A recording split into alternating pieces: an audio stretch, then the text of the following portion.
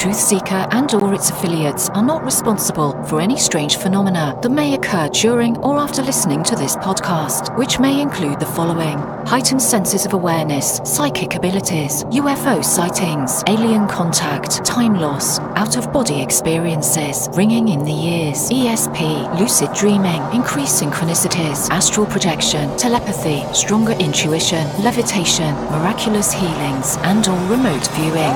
Please be advised to listen at your own discretion.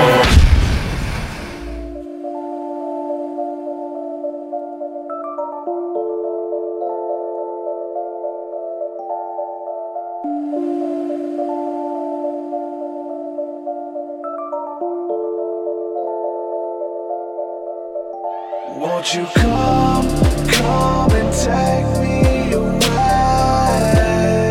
I just wanna be with you. Won't you come and take me away?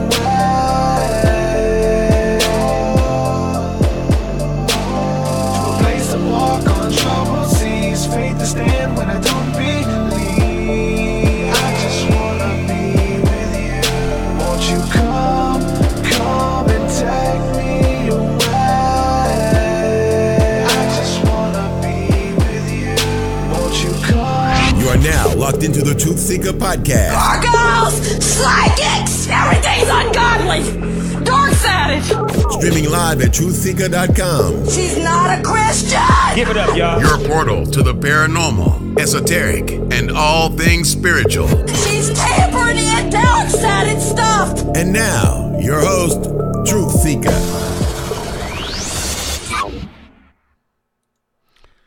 Ladies and gentlemen, how's it going? If at first you don't succeed, try again. This internet is being really strange the last couple days, prohibiting me to come on and do these shows. Really weird, because I've had a couple guests lined up the last couple days and been having to cancel the shows because of the internet. So I'm just going to try it now, see what happens. Let me know in the comments if the stream is holding up or whatever the case is. And so we're going to try this. And so I'm going to do a Q&A, answer some questions. If anybody has any ideas you want to discuss, we'll go back and forth and talk about some of this stuff. So just let me know. I want to say a huge thank you to everybody who's supporting my work via Patreon. You guys mean the world to me. You allow me to do this full time and to bring out the content through the podcast and through the music and everything that I'm putting together there.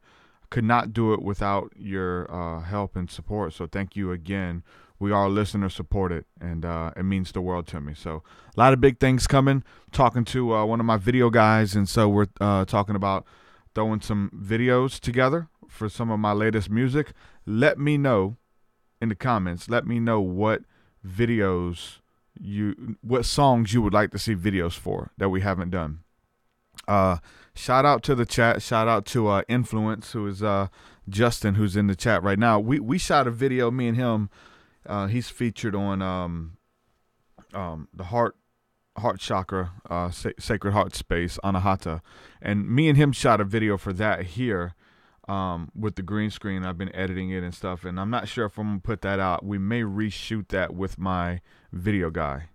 So let me know what songs you guys want to see videos for too. So I'll take all that stuff into consideration. Thank you, Mac Daddy. We got a new patron here. Mac Daddy just became a patron. I believe you've been a patron at one time before, so thank you for coming back, or if this is your first time. Austin Kerr pledged as well. Hey, thank you guys for joining up on Patreon. It means the world. There's been a I guess, you know what I'm saying, financially people come and go. They can only do so much. So everything that you guys are able to do, it really means the world. I don't know what's going on with the internet, what's going on with the stream. This whole Mercury and retrograde thing is really interesting. And if it has anything to do with the way that the internet or just computers in general work, things get a little scrambled during this time, Mercury and retrograde. So I don't know if I believe it, but I've been seeing things lately that kind of play to that narrative. You know, friendships kind of coming to an end, things coming to an a head, people blowing up, not being able to keep their cool during Mercury in retrograde. So definitely a time of transition, you know.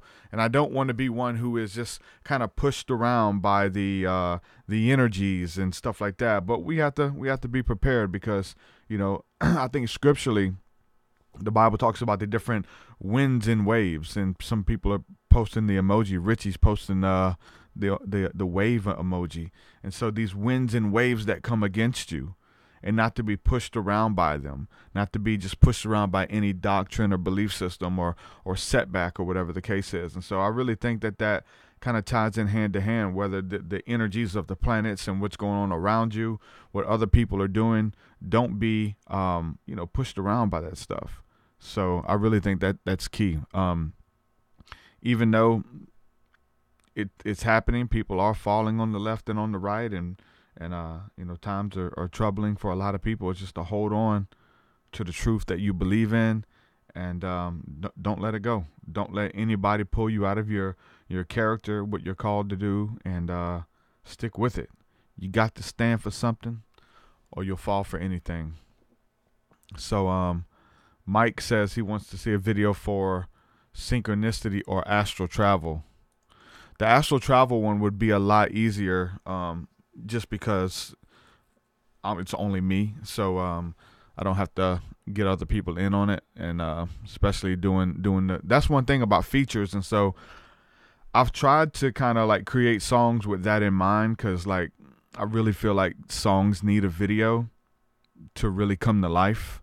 Like, you can put out a good song, throw your image up or whatever, but it's something about the songs with the videos that kind of stand out and have like longevity to them to come to life. So essentially every song needs a video, right? But it would be a lot harder to do that when we do features with people out of the country or all over the country or whatever, to get them in a video. So, you know, I usually try to keep that in mind when I'm trying to get people on records. So synchronicity, I made a little a visual for it. You know, it's a pretty dope visual, but it's not like an official music video. Zach Dim says, how do you know what you are called to do? I think it has something to do with what you love to do. What a lot of people say is find out what you would do or what you like to do without getting paid to do it. What do? And then find ways to make money doing it. Music, podcasting, teaching, singing. Like what is it that motivates you? And find a way to do that for a living. Writing, DIY, you know, with the internet, you could pretty much do anything that you want. Make a YouTube channel, throw ads on it, make passive income. That, you know, that whole thing it's tricky. I do it, you know what I'm saying? I have ads on my stuff. I have a lot of ads on my stuff. I don't make a lot of money. Alien ads and spirituality ads don't pay a lot of money. There are other niches. Technology is a big one. Insurance is a big one. Health insurance, you know, finding that type of niche to serve those type of ads or whatever. So find out what you love to do and figure out a way to do it. And I'm telling you, there's channels on YouTube. There's an audience for everything. And if there isn't, then you can create one, you know, and then you kind of narrow it down. Even with what I do, it's like, it's not a broad reach. Like, it's a very, like, we narrow it down.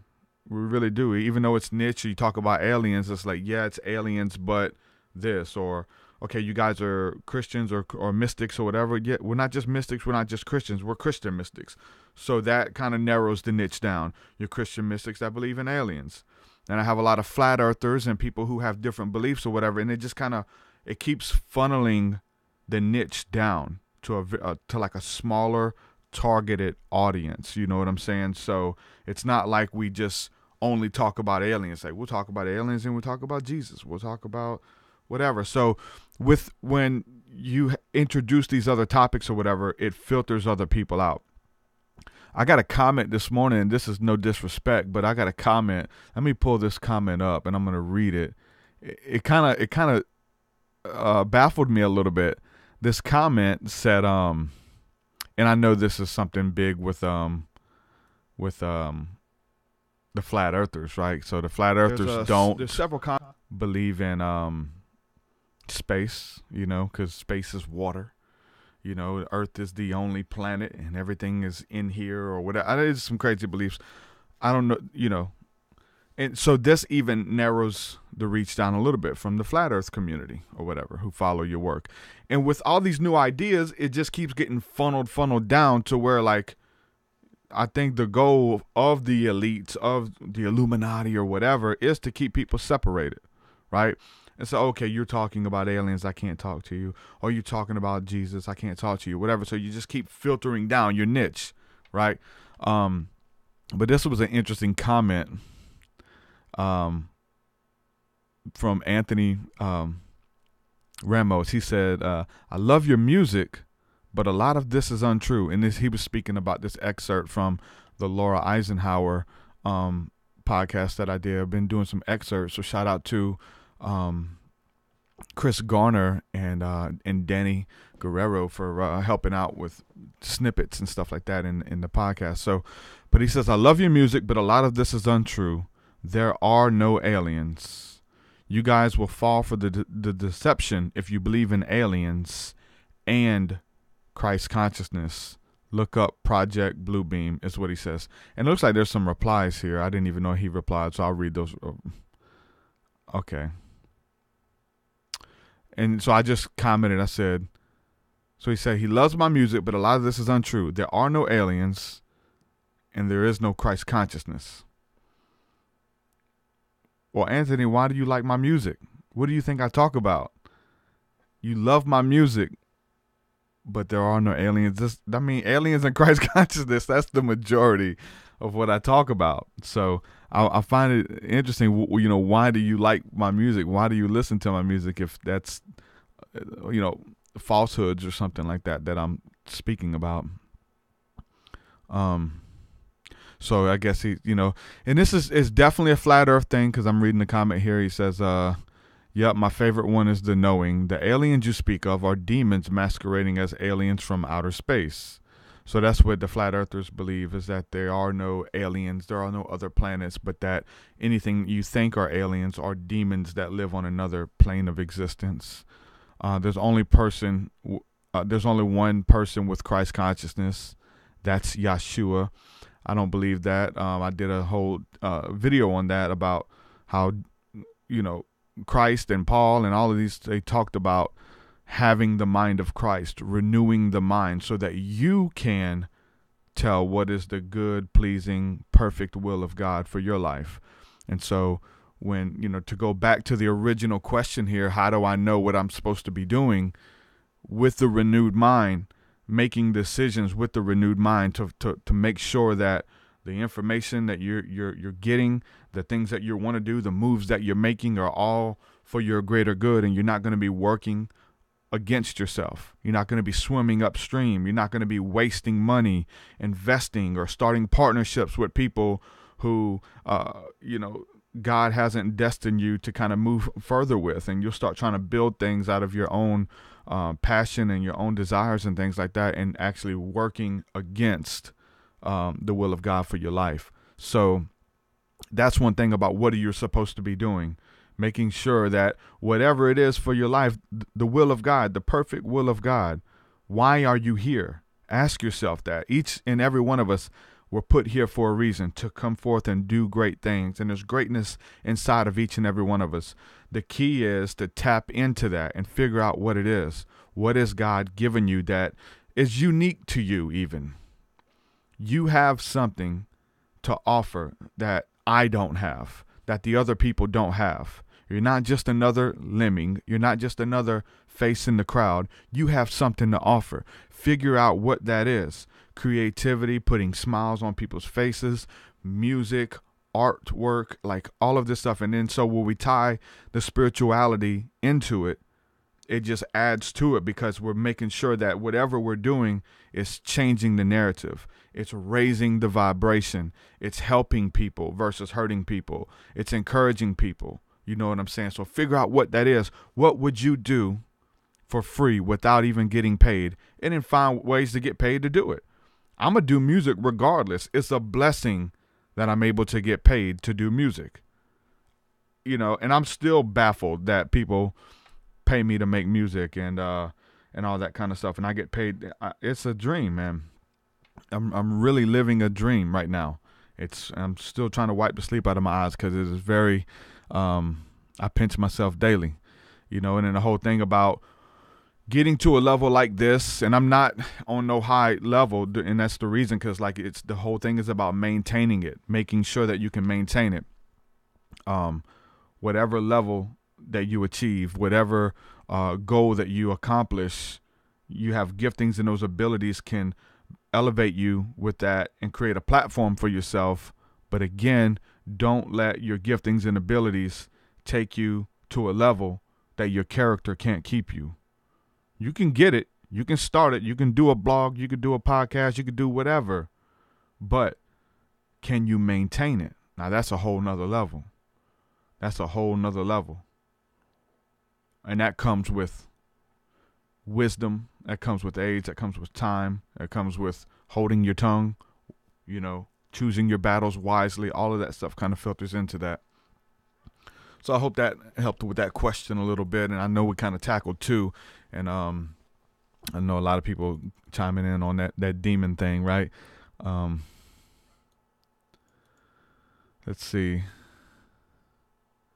Okay, so I answered the question from Zach. Let's see. Fluman says, I see we're back in business. Yeah, man. This internet, you know, something else, man. And Maureen says, what if it's nothing? LOL. It's got to be something, man. You got something to offer, something to do. Corrine says, intuition tells you what you're called to do. Yeah, what would you do without anybody asking you to do, and to be able to do that for a living, you know?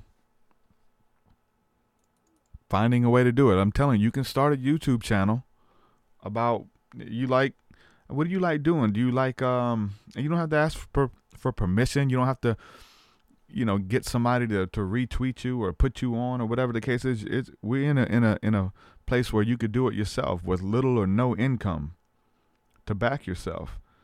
Like, do you like taking care of animals? Or do you like, you know what I'm saying, veterinarian work? Well, start a YouTube channel about how to take care of animals, how to groom animals. CT, my boy likes eating cheeseburgers. I just got done, well, I didn't watch the whole thing. I watched a few minutes of it, but there's a channel. It's a huge channel, but this is just an example. They have people come on and eat hot wings. Chad wants to do one with cheeseburgers. Hey, you know, and I'm sure the ad revenue is really good.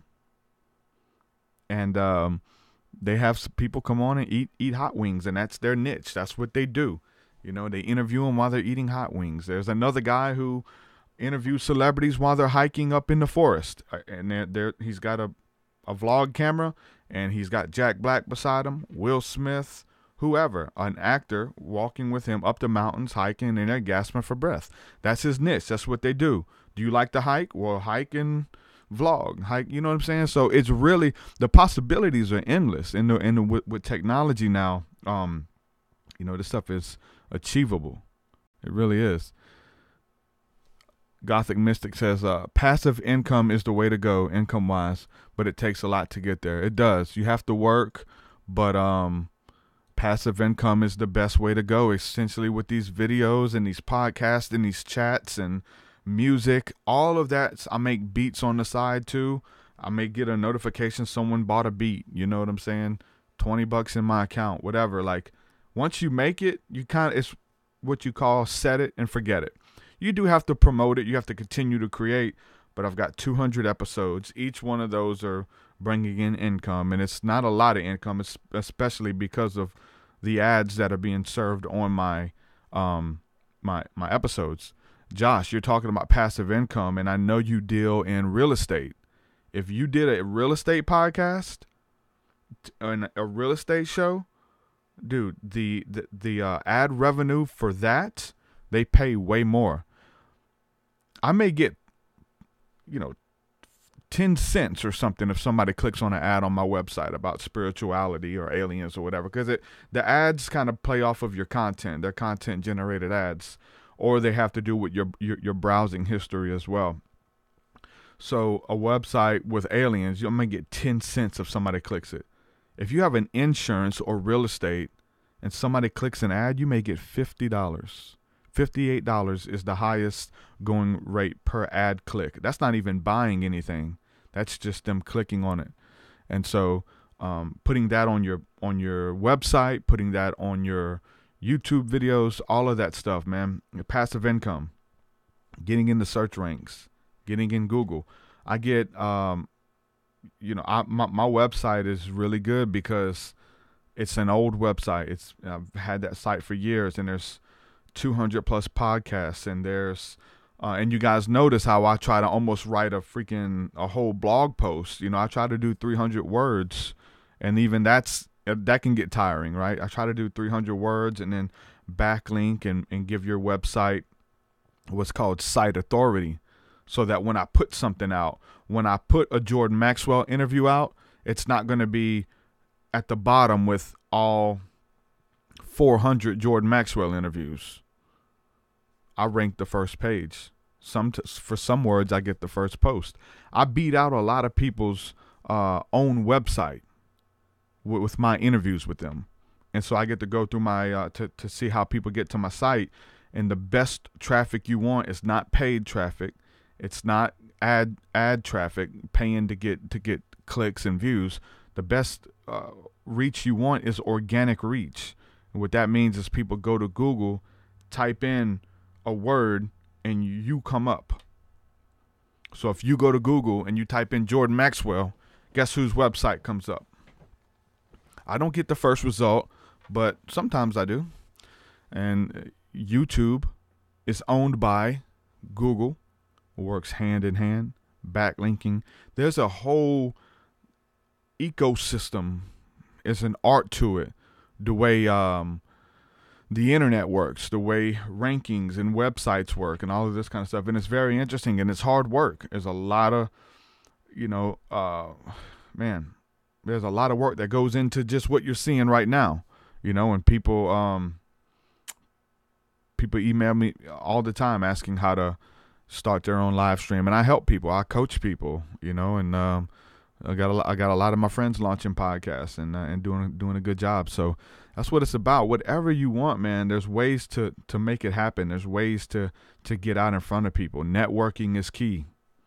Networking with other people. Even if you do a podcast with someone who only has a few subscribers, 7 subscribers. Well, that may be 7 people who don't know who you are. Then at the end of that interview, maybe they heard something they like, and then now they're a fan. Every move is a calculated step. Creating something, working with people, helping people when you can, taking all that stuff and applying it to yourself and like what you want to do. But make sure you get a good game plan. Like, make sure that the steps that you're taking in that direction is something that you want to do for good, And I always talk about this. I talk about having that one thing that you do and really staying focused, because creatives, we always have all these crazy ideas and so many things that we want to do, and so much so that we'll get into so many things that we'll lose sight, we'll lose focus, we'll lose passion for that first thing that we started doing, and then it falls on the back burner, and now we got 7 other things that are just starting up. They're not generating income. They could, essentially all of them could, if we gave them time and attention and continued to cultivate that. But we lose sight of the first thing, and then we have to go back to it and kind of revive it, or whatever the case is. So be consistent. Consistency is key. I'm really big on that because I see it in my life, and I see it in all of my friends who are really creative. They got crazy ideas. They have no idea how to execute any of them. They can't execute. They can't start it. They got a good idea. They'll start it. They'll put funding, and then it's, hey, look, a squirrel. Like the little dog on the cartoon, squirrel.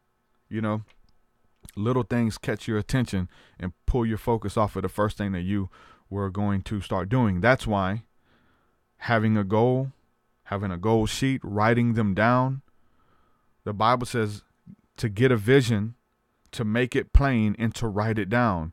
There are studies to say that you're 75% to 90% more likely to fulfill a goal or a vision if you write it down.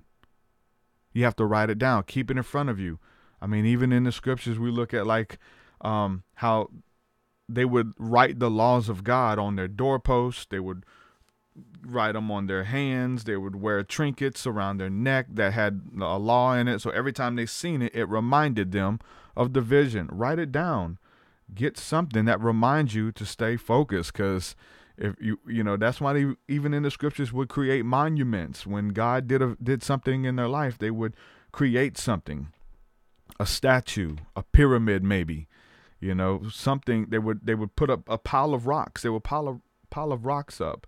Hey, what's that? Oh man, that reminds me of when I conquered my enemies, or when it looked like I was gonna starve to death, but then God fed me with food. The ravens brought me food, is what happened to Elijah, I believe it was. And so to build a monument to remind you of that stuff. Why? Because we easily forget. When it's talking about communion and things like that, Jesus said, as often as you come together, do this in remembrance of me. Take that little bread, take the wafer, drink the wine, come together and do this in remembrance of me. Why? Because you'll forget. You'll forget about me. You will. And so we need to be reminded. That's the type of people that we are. Starshine says, what if what calls to you doesn't make any money? That's good too, because here's the thing. You have to have, you can sometimes you have to do something to work that job or whatever so that you can do your passion. So you may have to do both. If you can't figure out how to make any money doing what you love, some people will have to have that job. And even if you're trying to transition, a lot of people are going to be here in that transition. You're doing a job that you don't like, but you can't wait to get home and do your podcast. You can't wait to get home and start drawing. You can't wait to get home and start praying. Whatever it is, man, that you just love to do. Sometimes you have to have that other job. And a lot of people are in that transition, figuring how they can, negate this one and just only do this. What if I had 40 hours a week to create podcasts? What if I had 40 hours a week to create music? Now when I get off of work, I'm so tired and beat that I don't even feel like doing a podcast. I don't even feel like this kind of stuff. So some people have to have that there to do it. And it's okay. Some people will never get there to where they can do that niche full time. But there are different ways to do it, for almost anything. Again, ad revenue is a way to at least start. It's something, right? It may pay your light bill, right? It's something that you can do, and that's with a YouTube channel. They've made it a little bit harder now. You have to actually have 4,000 watch hours and 10,000 subscribers to even start it. You usually could do it out the gate. You can't do that anymore, so they make it a little bit harder now. But again, even that's just showing consistency and that you're going to keep it up, right? There's a lot of stuff, man. There's just so many things. And again, having something that is your kind of your bread and butter, and then help use that to fund what you enjoy doing. Gothic Mystic says there are many ministries out there that people do that they don't make money. Yep. There's many ministries where people don't make money, and there's many ministries that do make money doing what they love. That's a big disconnect for a lot of people. Ministry and money, ministry and industry mixing.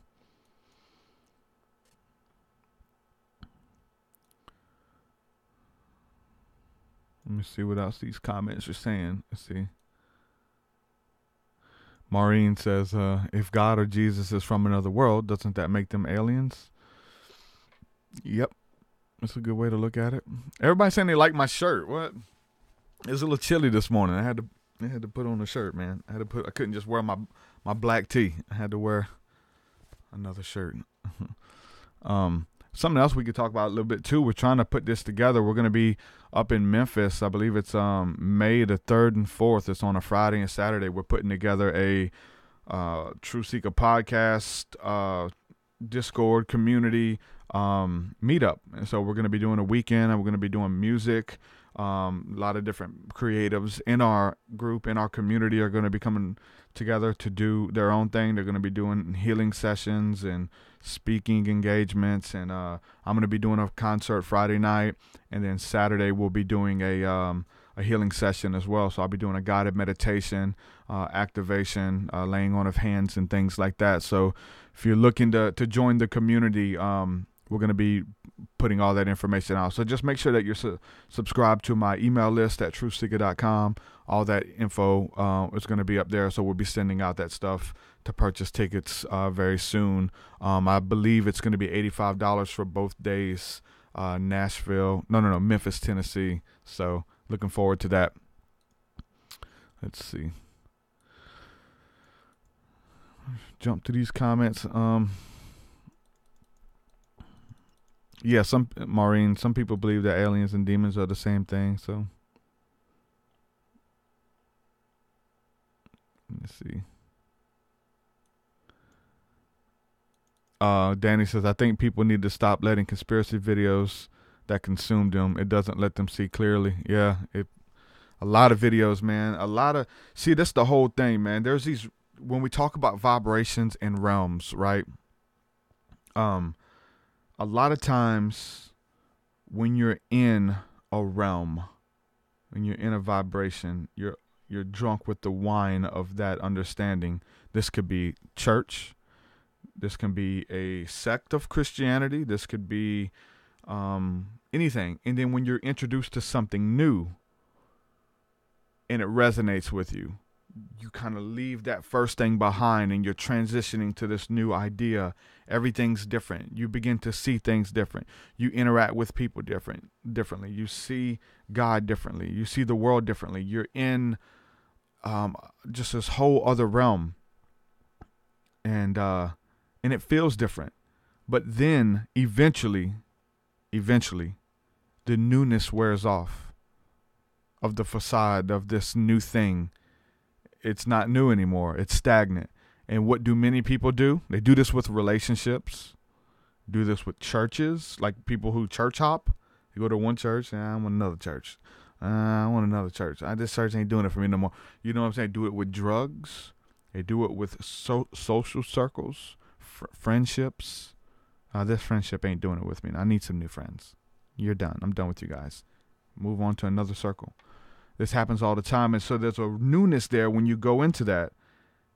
And then it's all new. Oh, man. Chakras, energy healing, aliens. You know, you're watching all the videos. You're consuming it. Eventually it gets old. Eventually you keep watching conspiracy videos, preachers, whatever it is, and you're into something new. You find yourself with watching this other guy's videos. And, man, he's on to something. And then you start kind of adapting their doctrine. You start adapting their way of thinking and the way of looking at the world. And it's new. It's different. Eventually, the curtain's pulled back and you see that it's just the same little man behind the facade. And the newness wears off and you just keep going from one thing to the next to the next. You have to be careful in that. You have to not be moved by the little squirrels, all the little things that catch your attention, that cause divisions between you. You move from people group to people group and not keep company with people because they, are under an old paradigm or whatever the case is.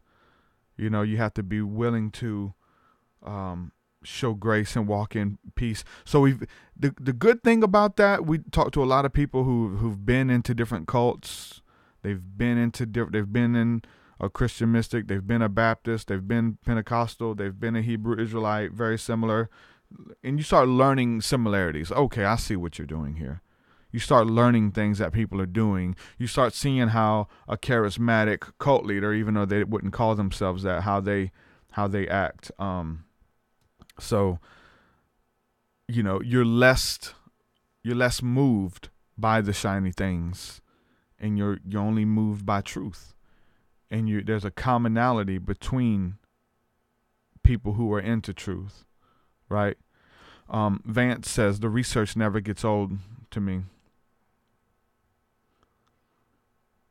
But even with that, like with the research, there comes a time where you feel like you've heard it all.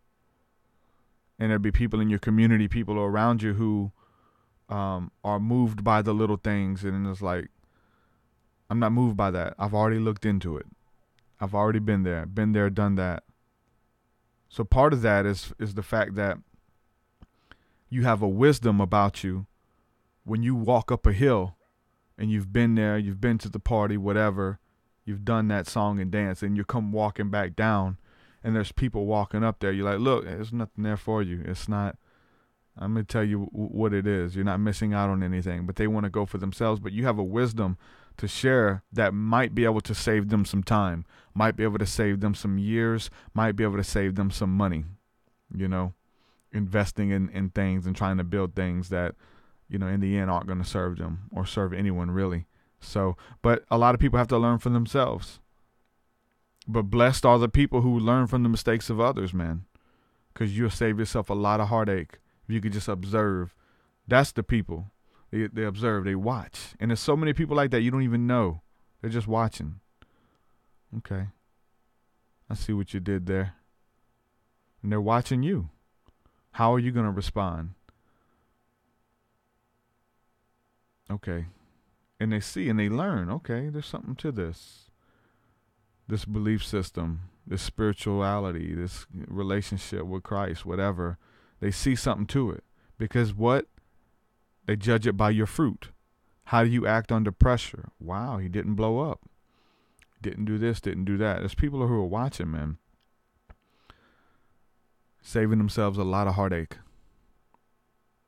And you need to do it too. I hope you are. Maureen says, Danny, I'm guilty of that, but that's how I woke up. That's true. So a lot of people do wake up to these conspiracy videos. A lot of people do wake up to Alex Jones and Joe Rogan, right? But there comes a time it's like, look, that's kind of like baby food, really.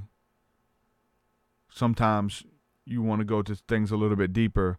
You want some meat. You want something that's not just going to tickle your ears. You want something with some sustenance in it that's going to help you get through the day, that's going to feed you, not just to give you a little bit just to keep you here to come back tomorrow and just keep coming back for more. You want something deeper. And I'm not talking about as far as conspiracy-wise and things like that. I'm talking spiritual, something that is going to help you get through the day. I'm not talking about, just being deep in conspiracies and new ideas, and because the research, it never gets old. They're always going to keep coming out with new things that try to grab your attention. But again, at the end of the day, the spirituality behind it all, you see that this stuff is just repeating itself. Even though it has a new name, the devil has a new face, it's still the devil. It's still demonic. Like, how many Illuminati videos do you have to watch before you figure out that the entertainment industry is satanic and demonic? Or you just consume with watching Illuminati videos?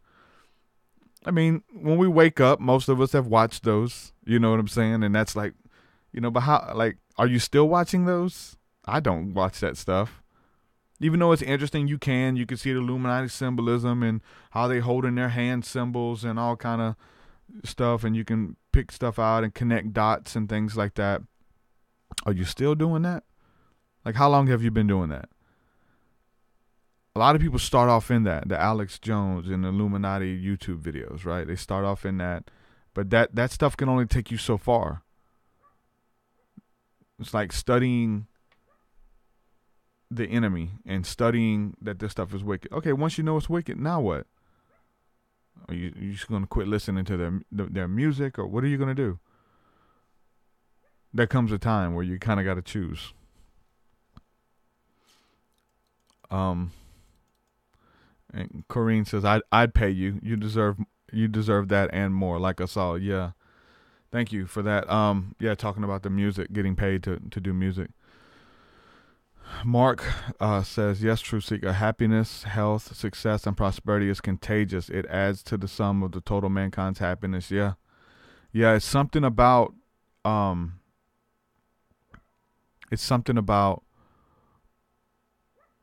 seeing someone being happy. Happy is contagious. It's envious, especially if you're not happy, because they say misery loves company.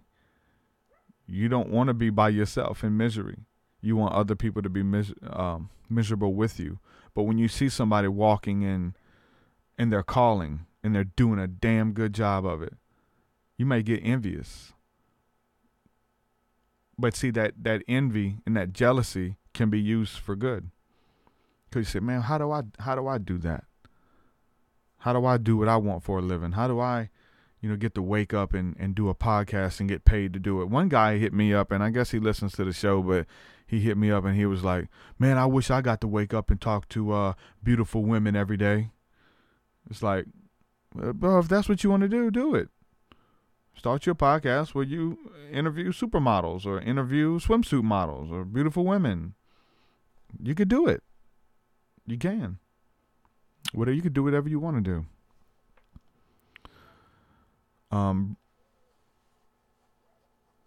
Brenna says, can you speak on fasting, abstaining during Lent? What extent should people go to? I personally view fasting, abstaining from certain foods as an imitation of Christ. Yeah, fasting is powerful, very powerful actually, and we need to do some more fasting. I've been asked a couple times, actually just the other day by to Brett in the community. Brett asked me to call a fast, and but he wanted to do like a 60-day fast, like right off the back. I was like, I don't know about that, Brett. I don't know if people are ready for no 60-day fast, man. But okay, talking about Lent, right? And we're just coming through Mardi Gras, right? And what that is. And so that's a very weird concept in general, but most of the pagan nations would do this, is the fact that they go out and they have a time set aside for debauchery, which is almost, in a comedic way, would be like the purge. Okay, for 3 days, there are no law enforcement. It's the law of the jungle. You do what you want to do. You won't be in trouble. There are no repercussions. So you see Mardi Gras,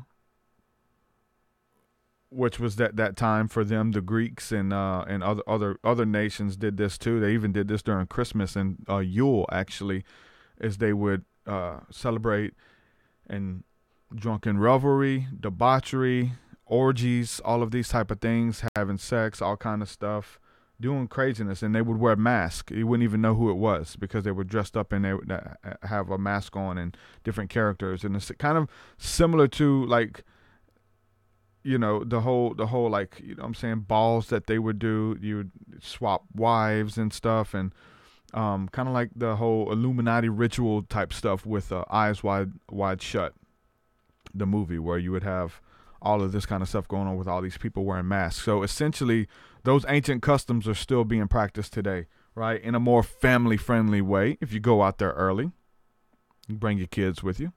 But if you go out there at night for Mardi Gras and things like that, it gets pretty intense. There's a spirit that's released out there, and that ancient spirit and these ancient customs that are continuing to be worshipped essentially through this stuff. And you say the crew of, and they even use their names with the different crews and the different balls of so-and-so, and they're after Neptune and different religious orders and things like that are after the Greek gods. They even named them their balls and their parades after them. So that's something that they would do. And I remember years ago we went out and because we didn't participate in Mardi Gras at all, but our ministry had us to come do some music at Mardi Gras in Mobile, which is where Mardi Gras originated. It's bigger in New Orleans, but it originated in Mobile. So they let us come out there and do music. So they had us go on at like 11 a.m. and then had us go on at like 7 at night. So we got out there at 11. Everybody's having fun, picnicking on the lawn and getting ready for the little parades to come with the kids. And we get up there and we do our music and stuff, and it's good and it's reaching people, and it's a church thing or whatever. And but then as the day began to progress, Fat Tuesday, and the liquor began to flow, the countenance of the people begin to change. And so when we're talking about the spirits that rest on a people group, a body of people, like the whole collective, it begins to change. And there begin to be fights, people breaking out in front of the stage. We're rapping gospel rap at the time, and people are fighting, arguing, all kind of stuff, pulling guns on people while we're performing. And just the whole spirit of the day just changed as, like I said, the liquor began to flow, and the day got darker. So when it goes to the spirit of, drunkenness and revelry or whatever, it's to get it all out. Let's go ahead and get it all. And so the Catholics adopted this for Lent. Let's go ahead and get it all out. You got 3 days, a week, however long you have to get all of the sin out of you, because we're going to fast on Ash Wednesday, which was yesterday. That's why you see a lot of people, even on television, reporters, they had the ash, the cross, ash in the shape of a cross on their foreheads, so that they would repent and get all the sin out before they went on their fast. So you're talking about fasting and abstaining. So that's one way to look at it. And because I wanted to touch on that, because that's where we are right now as far as the seasons. But fasting is important, especially there's Matthew, I think it's Matthew 17:21, which isn't in some versions of the Bible. It says that the only, let me go ahead and, let's see. It's Matthew 17:21, and this verse isn't in many versions of the Bible. It'll skip it. Like if you're reading the NIV or ESV or maybe even New King James, like it skips this version, and it says this verse was omitted. But it's omitted. It's a very powerful verse. That if this verse is true, then we need this verse, especially when it's talking about demons. But it's talking about when casting out demons, it says, but this kind does not go out except by prayer and fasting. There are certain types of demons, there are certain types of strongholds that don't leave, that are not loosed unless you spend time in prayer and fasting. You can pray. It's a combination of it. You have to withstand it. You have to abstain from. You have to quit feeding it, essentially. And this is talking about fasting from food. There's a lot of different scriptures, especially there's some good stuff in the recognitions of Clement about demons that get control and access to your body through overeating and gorging yourself on food.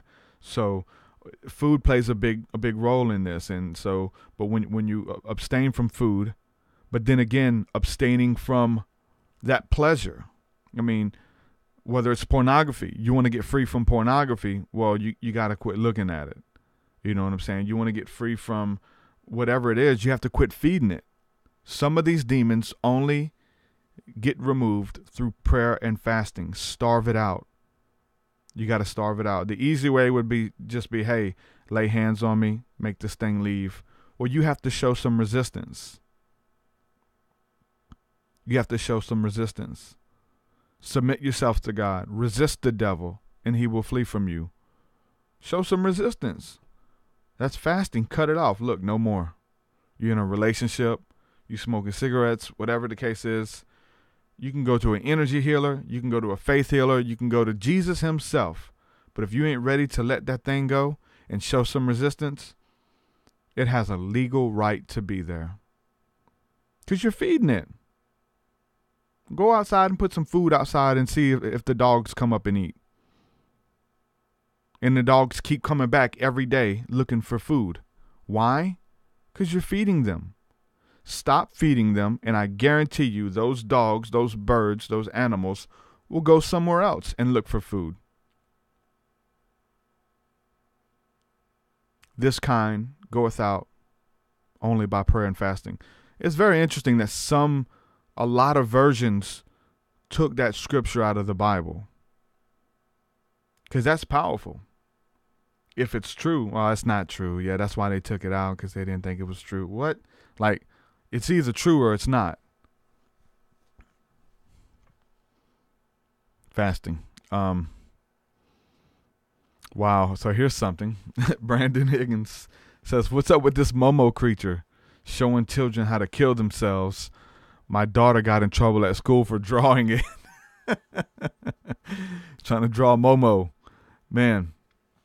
Yeah, I watched that video, man. And so I thought it was some kind of hoax, which I still do think it's a hoax. I think that somebody created that video and then put it out there. As far a hoax as far as it was tapping into your videos. I don't think that was tapping into your videos. Somebody created that video and then uploaded it. And YouTube has the algorithms and stuff to trace it back to see who was the original person that uploaded it, right? They should be able to nip that in the bud and actually find out what account uploaded a edited children's video where this monster comes on, and this crazy looking monster comes on and tells you in the middle of a children's cartoon on YouTube, the monster will come on and say, "Hey kids, if you don't, I want you to go and find the sharpest knife." And it's a demonic. I watched it. It's demonic. And then it says, "If you don't kill yourself, then Momo's gonna get you, and I'm gonna come for you." And it's this little monster or whatever. It's actually a sculpture, but it's a scary sculpture. And somebody took it and edited that clip into some children's YouTube videos, and then started uploading them. And they, I guess, supposedly just watched the video. They thought they were watching unboxing videos or toy videos on YouTube, which a lot of kids do. That's like we used to watch. I used to come home from school and watch Saved by the Bell and Urkel and Ninja Turtles and stuff. I'd watch it on TV. But now kids come home and they watch their daily YouTube, their favorite vloggers, their favorite channels, toys, whatever it is. And these people put out episodes every day. Just like you'll watch a new episode of whatever television show you loved every day. And they're creating content. So this is how media has changed. But anybody can tap into that. So this person gets on there and makes that video, uploads it in the middle of a kid's video. And so it became some kind of big thing. But yeah, it's not cool. It's definitely happening. So I'm gonna keep running through some of these comments here. Hope let me know if this stream's holding up good. Internet's kind of all over the place. Christy says, "Nice shirt." Mark says, "Know what you want, will to accomplish it, dare to aspire and work for it, and be sure you be silent about it until you've attained your goal." That's good, man. That's big. I don't do that anymore. I try to I don't announce anything unless it's to my inner circle. You know what I'm saying? I got my inner circle that I'll try to be open with my friends and Discord community and stuff like that. But even them, you get some weasels in there sometimes. You know what I'm saying? But every move is a calculated step, man. And so I've seen what people do. Your haters will do. They'll go out of their way. They'll go out of their way to try to trip you up. They'll go out of their way to see that you fall or to see that you look miserable. Because why? Misery loves company. You have a lot of people who, and I've talked about this before, the whole YouTube thing. They have YouTube reaction videos. There are ministers, Christian ministers out there who have reaction videos. That's their ministry. They watch what other people do, and they give commentary on it. They can't create their own content. They watch what another minister does, and then they give their commentary. And they'll have a lot of views. They'll have an audience, right? But it's a reaction ministry. You have no originality about yourself. You just have to watch what I'm doing and then make a video on it, commenting or segment it up. A lot of people like that. But then again, look into, that's content. Like they're doing something, right? But it's a reaction. There's no originality to it. Corrine says, I love fasting, work, and sacrifice. It was big for me. I read that Manly P. Hall book, man. So Manly P. Hall had a little pamphlet book. It's magic. It's about magic. And essentially at the end of the book, it just started talking about like people feel like God wants to bless them, which I believe, and it really gets really interesting, man, about what God is and what God wants for you. I believe God wants to bless you, but then again, God wants whatever you want. He's going to give you whatever you want. And when I say want, I mean whatever you work for. He's going to give you whatever you work for.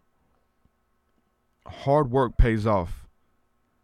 There will always be, the scripture says, seed time and harvest. If you have a seed and you put it in the ground and you water it, you cultivate. First, you got to cultivate the ground. You have to break up the stony ground there. Make sure you're planting it in good soil. You put that seed there, cover it up, water it, keep coming back every day, making sure there's no weeds growing up in it, and you cultivate that. Once you cultivate that seed, it's going to grow. It's seed time and harvest. But you have other people coming up and watching you plant your seed, and you would think that they see how you do it. They'll take the game. Okay, this is working for him, and then go do it. That's what you need to be doing. You watch other people and see what's working. Whether it's me, whether it's whoever you have around you who are successful, copy it. Okay, that's successful. Let me listen to successful people. A lot of y'all out there taking advice from people who ain't got nothing. Taking advice from your mom and uncles and grandparents, and all they do is gossip and argue and fight, but you letting them speak into your life. They ain't got nothing. They ain't never had nothing, but you're taking advice for them. Get you a book. Get you a book. Read from somebody who knows what the hell they're talking about, that can show you something. Learn. Be a person who just calculates everything, watches your surroundings, and then make your move. Learn how to plant a seed. Learn how to water it. Don't just leave it there expecting to come back for a harvest. You gotta tend to it. So you don't deserve anything. You deserve what you work for. Whatever you deserve, whatever. If you take that shovel and you break up that hard ground and you dig that hole and you take the seed out of the apple and you put it in the ground and you cultivate it, you deserve it. Once it grows, the harvest is plentiful. The labors are few. The Bible says that there will always be seed time and harvest. This is the natural law of the universe. And it's natural. You're in it whether you want to be or not. You're twiddling your thumbs and wasting time and watching videos. I have to shake myself. I get tired. I get like, you feel like there's only so much that you can do or put out, or you don't feel like it. Quit watching. I get on my daughter all the time. Quit watching videos and make a video, man. Quit watching videos and make a video. Bring some content out. I want to make sure the content is good. I want to make sure I have something to say. That's why I don't just go live and just do reaction videos to whatever's in the news, which a lot of people do. A lot of people like that. It's just I want to try to be original. I want to try to come up with something that it's got my name on it. You know what I'm saying? Versus just doing the news or something, or reacting to whatever other people are doing. We could do that a little bit too, because there's some interesting stuff out there I want to get into a little bit that some people are doing that are interesting. But whatever, man. It's out there for you.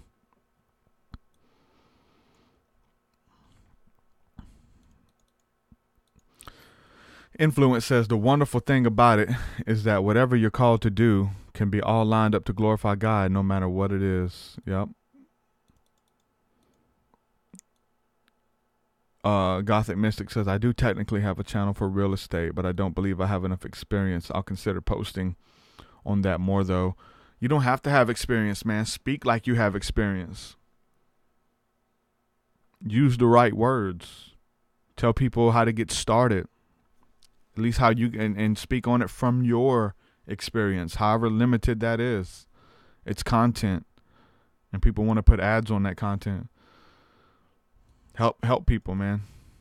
Fill a gap. Find a need. If there's a need there that you can fill, people will pay you to do it. The only difference between your bank account and mine are the amount of zeros at the end. You must have a lot, because I don't have a lot of zeros at the end of my account. I've got two zeros. I don't make a lot of money to do this, but I'm not. I mean, you know, I get to. You can't put a price on it, though. I'll tell you that much. And then again, we're only at the beginning. I'm only at the beginning. I know a lot of us are. It's just the beginning. But, you know, to be able to enjoy life and do what you love, find a way to make that happen, you know. If you offer a service, man, you create something. You know, I have over 200 songs that I've put out. I have over 200 podcasts. I've got meditations. Like, I create content, man.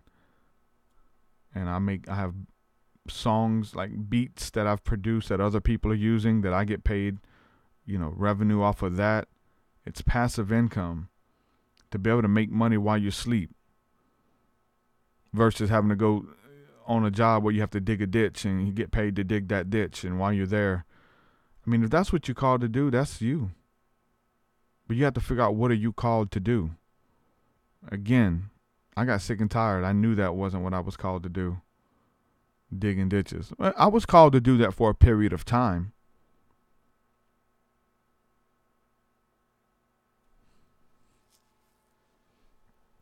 For a period of time.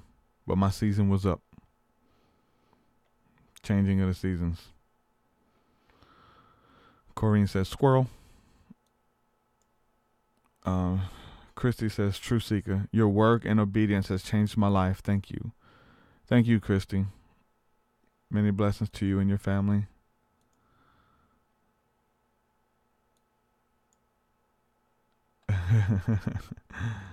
Josh says, attention deficit. Oh, shiny disorder.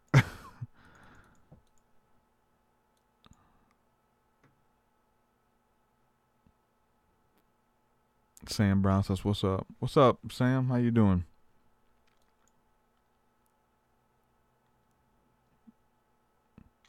Influence says fasting is also extremely good for you physically as well. Yeah. I think that's one thing why, like, I think the two are one. Your two are one, man. Your spirituality and your physicality both matter. Paul said that, weight training and things like that are of little importance, but the spiritual training is of great importance. But they're both important. I really do feel, I mean, there's a lyric, man, by LCOB, and it says, the outside is a clear view to the inside. By the look in your eyes, I can tell if you're high. By the way that you talk, I can tell if you know God. And that was a deep lyric, and it may have been some more to it. It's been a long time since I hear it, but it says the outside's a clear view to the inside. Like, by the way you talk, by the way you carry yourself, that proves what you believe in. And your outer appearance has a lot to do with that, I believe.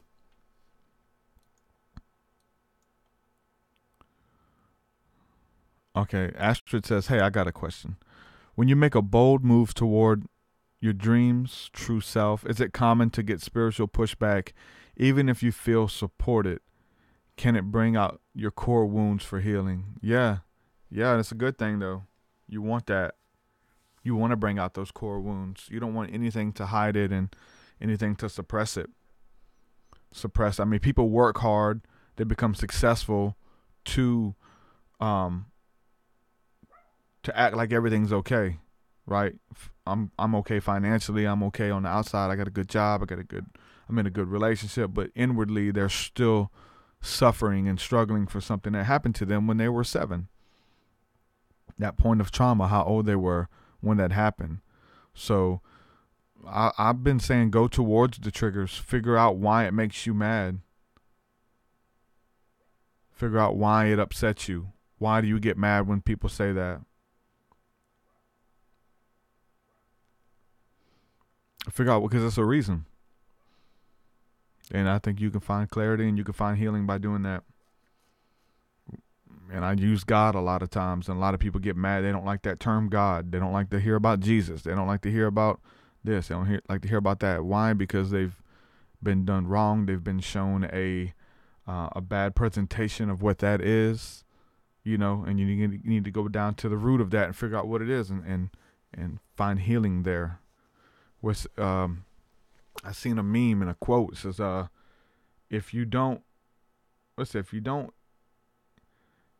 pretty much says, if you don't heal the wound, if you don't heal the cut in the wound, then you'll begin to bleed over.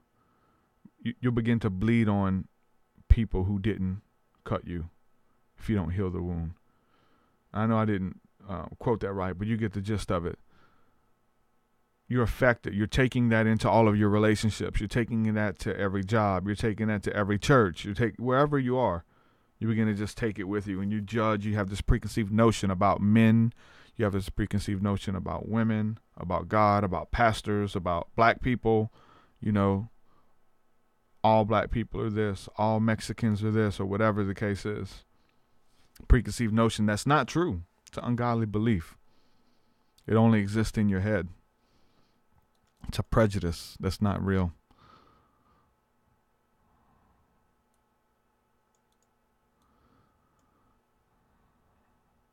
Triple M says, TruthSeekah, you sound like my friend Jameson on Discord from Virginia. Well, he must sound pretty cool. Triple said that sounds like this Kid Cudi track. I love Kid Cudi.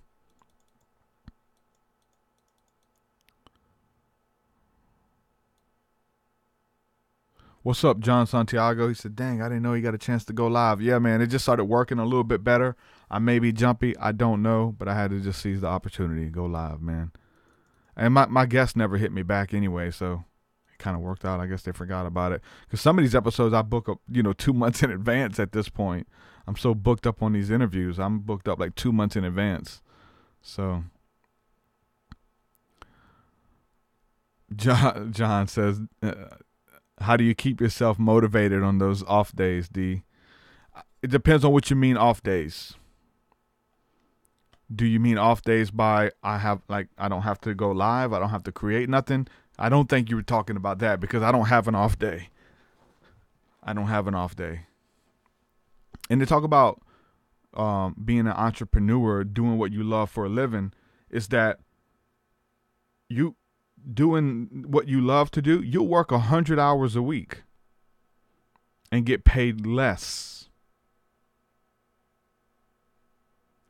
Work 100 hours a week, get paid less versus working 40 hours a week just because you're doing what you love for a living. It's pretty much what I do. But as far as the off days, like unmotivated or like things are going wrong, yeah, it's hard, man. Again, you got to pull out that sheet. You got to know what you signed up for. When I say that sheet, know your goals and say, look, I have to do it. I don't feel like I didn't want to go live a while ago. This has been a good talk. I enjoyed hanging out. I didn't want to go live. The internet's all jacked up. My guest hasn't showed up. I didn't really have a topic to go live. We've already done an hour and 9 minutes. Like, I think there's some good stuff in here. I enjoy hanging out with you guys, keeping y'all updated about what we got going on. I just like hanging out, man. I feel like you guys are my community, and so yeah, you have to stir yourself up. The Bible says to stir up the gift of God that is within you. You have to stir it up, and we want other people to stir it up because they do, right? We watch other videos, we watch montages and stuff, and we get inspired by others But we can't rely on that. We have to stir ourselves up. You have to, whether it's getting into prayer, reminding yourself, prophesying over yourself. Prophesying is a big thing, man. Prophesying over yourself is a big thing when you don't feel like it. Even when you do feel like it. I mean, sometimes when you don't feel like it, you don't even feel like prophesying over yourself, right? So how do you get that? You just got to push through and do one of them. Stir yourself up. Prophesy over yourself. Create it. You should be prophesying all the time. Praying over yourself. Speaking over yourself. Creating it as you speak it. With that breath, with that life. And I speak over my work, man. I don't feel like it all the time. And but I have to remind myself, and I thank God. I speak to the things that are not as though they are. That's the definition of faith. Without faith, it's impossible to please God. And just start thanking God for what you have, thanking God for the vision He's given you, thanking God for the struggle, thanking God for the opposition. You're doing something right, and just start prophesying it, man. Over everything. This is your dreams. This is your day, your job, your family, whatever it is. I mean,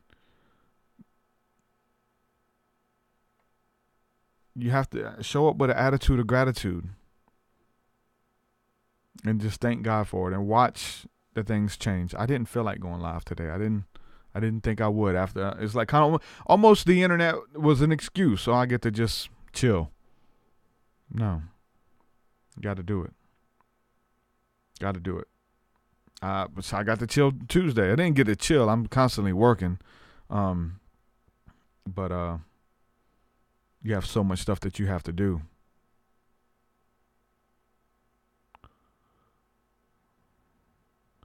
John says, man, hopefully this event will bring bigger things and open up crazy doors of blessings for you and the fam, D. Yeah, that'd be awesome. Yeah, man, go ahead and get that link set up so we can start sharing it. And the guys who don't want to wait, just go to TruthSeekah.com. So once we get that link ready, once they set it up, I'll put it on my website, and you guys can go to TruthSeekah.com and buy your tickets and get to hang out with us for the weekend. And we're going to be doing all this stuff, I think Fluman's going to be interviewing me. He's going to do a live podcast there. We got a whole bunch of stuff planned, and we're still ironing things out too. But it's going to be in Memphis, Tennessee, May the 3rd and 4th. So make plans to come. Get you an Airbnb, get you a hotel, whatever you got to do. Make plans to be there. You don't want to miss it. It's going to be really good. So John Santiago's working on it as we speak. Maybe at the end of this podcast, the link will be ready. It'll be TruthSeekah.com. It'll be an easy way to get to it. And then we'll have a bunch of more details ironed out. But essentially, we're going to be doing a concert. And we're going to be doing a whole day of healing. Different healers are going to be there. I'm going to be there. I'm going to be doing a session. I can't wait. We do a lot of this stuff over the internet. We do a lot of stuff over the radio and stuff like that. And that's good. I love it. Trust me. But there's nothing like being there in the presence and being there in the atmosphere, hands-on, one-on-one, working with people. So we're going to be doing that as well. So if that's something that you want to do and you want to spend that weekend with us, trust me, getting up and be able to put faces to these names and meet people for the first time, I love it.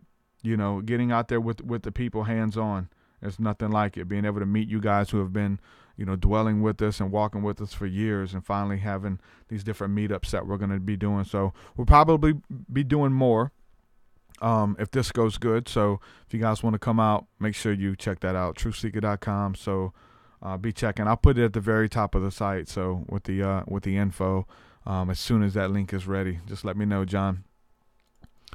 Danny says, what do you think of the Knights Templar? Man, I don't really know enough to honestly say. I honestly can't tell you, I don't know. Zach says, what does the Bible mean when it says in Romans, whether you live or whether you die, you live or die of God? it's just, I think what you're referring to is like, well, whatever you do, do to the glory of God. Whatever you're doing, whether you eat or drink, whatever you do it of faith. Whatsoever is not of faith is sin. That's another, people want to know what sin is. Is it a sin to smoke? Is it a sin to this? Is it a sin to that? Whatever you do that is not of faith is sin. Faith plays a big part in this role. It's a whole faith game. Again, without faith, it's impossible to please God. I got a whole study that I put together years ago on faith that I want to share. I've never really shared it. I want to put it together, whether I do it in a podcast episode or some kind of teaching or whatever, recorded teaching, so I can have like scriptures popping up on the screen. And I might put a video together with it because those are fun too. That takes a lot of work.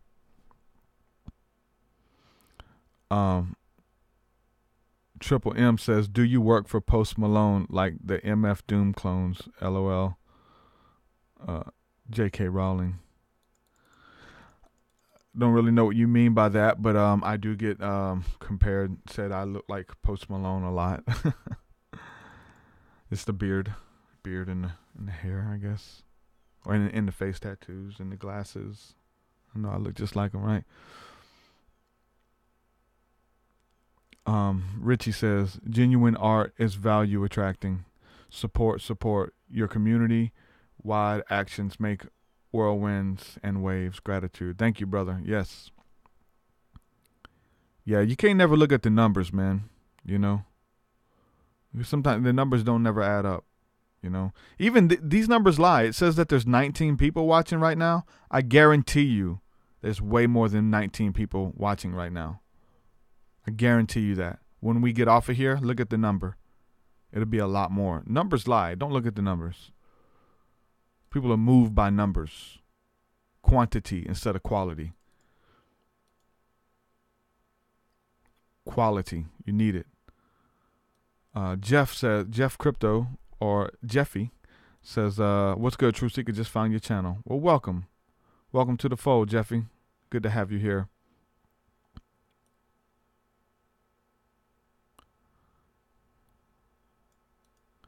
Richie asks, what LCOB track is that? Man, you know, it's really hard to say what LCOB track is which, because they're kind of like, you know, I get inspired by them, so a lot of their titles are interesting or intricate, you know. The Outside is, I don't know exactly which one that is. It's featuring Luminous Flux, I believe, and another guy, because the guy who said that verse isn't a part of LCOB. He was just running with them back in the day.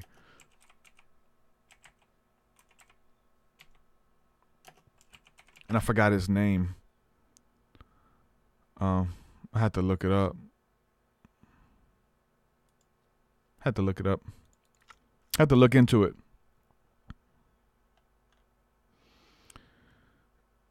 Yeah, so Richie says, if you don't heal the wound, you'll bleed on the people who didn't cut you. That's pretty much it, yeah. Astra said, for me, it's self-loathing, and I believe it limits me from loving others as much as I could. Thanks for your answer, Truth. Very wise. Yeah, self-loathing. It's a big part of it.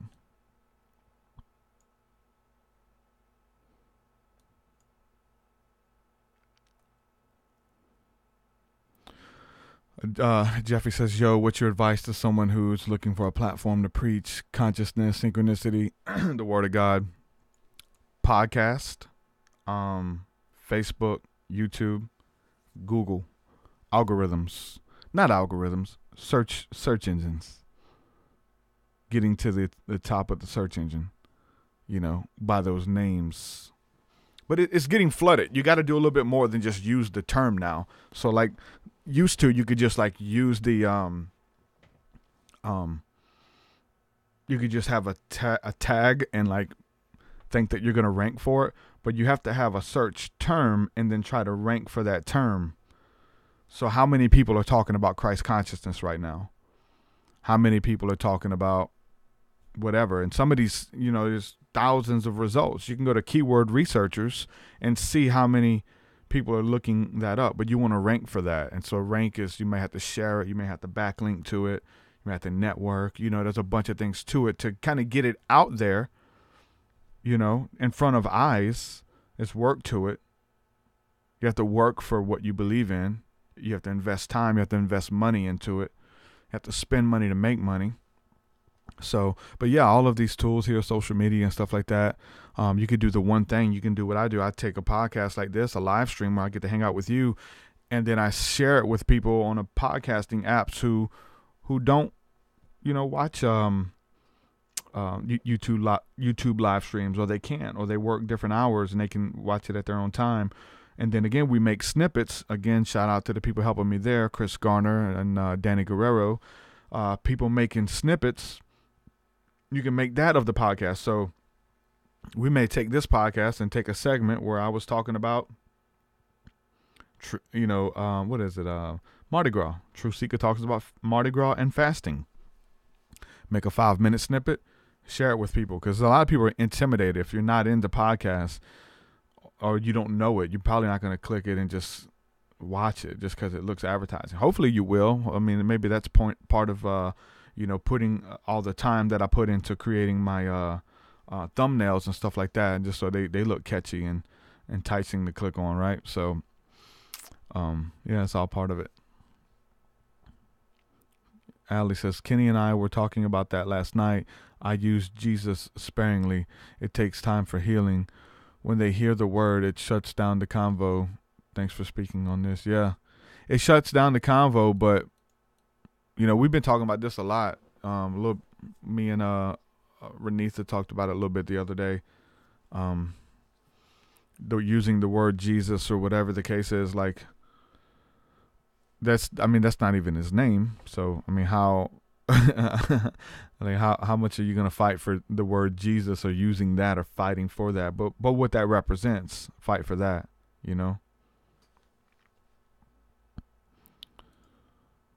Richie says abracadabra. Yep. It deals with the breath and creating it as you speak it. So yeah, the prophesying.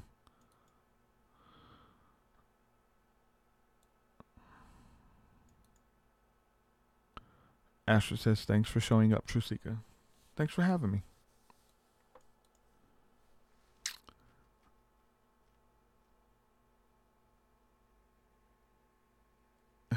Triple says, I never celebrated a May Day, and my last name is Mays. The Voice did a song called May Day. It's good for like one day. May Day. Not really, but it's he had t-shirts and everything, but it was promoted for May Day. So John says, this event is going to be epic, guys. Please try your hardest to make it out. Yeah, it'll be awesome. I mean, if this event goes good, we'll try to, I like to take it on a tour, man. Have us a couple different dates around the U.S. and be able to kind of go meet people where they are. So, but, it takes money to do that. So if this one goes good, it will kind of give us a, we can continue doing it every month, every other month, whatever. It'd be awesome. And you say, in faith mean, would you share the study, please? Much needed. I'll do that. I'll make a video on faith. There's different levels of faith. There's a gift of faith. There's a measure of faith that we're all given. And then at times, the gift of faith will come upon us to do the miraculous. There's a bunch of different levels when it comes to that. So I'm going to do a teaching. I literally did that teaching probably 7 years ago. It's been that long. Brian says, is there ever a breakthrough, or do you just start doing the best you can? I know with God there comes patience, and I want to be obedient. How do you balance your ambition to succeed with God's will? That could be